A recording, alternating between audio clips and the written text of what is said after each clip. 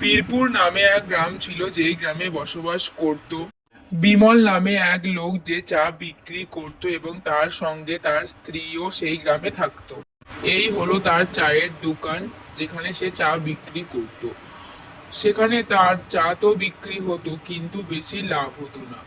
একদিন এক কাস্টমার তাকে বলল যে পরের দিন গ্রামে একটা রাজা একটা বার্তা পাঠিয়েছে, সেই বার্তা ঘোষণা হবে গাছতলায়, সে যেন অবশ্যই সেই বার্তা শুনতে যায়। কাল থেকে গ্রামের সমস্ত মহিলাদের আচার বানানো শেখানো হবে। যারা এই কাজে উৎসুকী তারা যেন নাম লিখিয়ে। আমি তো আচার বানানোর চেষ্টাই করতে পারি, একবার গিয়ে দেখি না। অবশ্যই তুমি সেখানে যাও, যদি কিছু লাভ সেখান থেকে হয় বা সংসারে কিছু টাকা পয়সা আসেন, সেই জায়গায় গেল যেখানে আচার বানানো শেখানো হবে বলে তিনি বলেছিলেন। এবার তিনি প্রতিদিন সেখানে যেতে থাকেন এবং আচার বানানো শিখতে থাকেন। একদিন তিনি আচার বানানো শিখে ঘরে তার স্বামীকে আচার খাওয়ানোর জন্য ঘরেই সব জিনিস নিয়ে আচার বানাতে শুরু করে। হঠাৎই সে দেখলো তার স্বামী চলে এসেছে।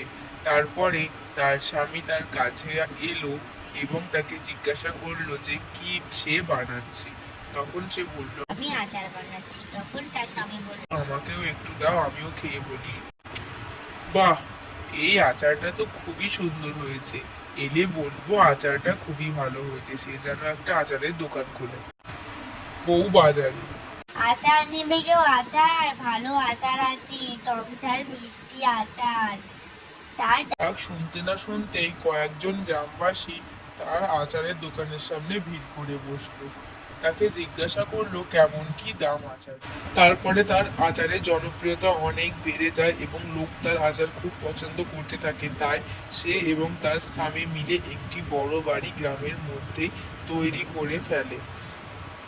তারপরে সে আর তার স্বামী একদিন ঘরে বসে তাদের উপার্জনগুলি গুনতে থাকে। তারপর তারা একটি আচারের বড় কোম্পানি খোলে। এই হলো তাদের সেই বড় আচারের কোম্পানি। তারপরে তাকে একদিন ইন্টারভিউতে ডাকা হয় এবং তাকে জিজ্ঞাসা করা হয় যে সে কিভাবে এই স্থানে পৌঁছালেন। তখন সে বলে, পরিশ্রমই হলো সাফল্যের চাবিকাঠি।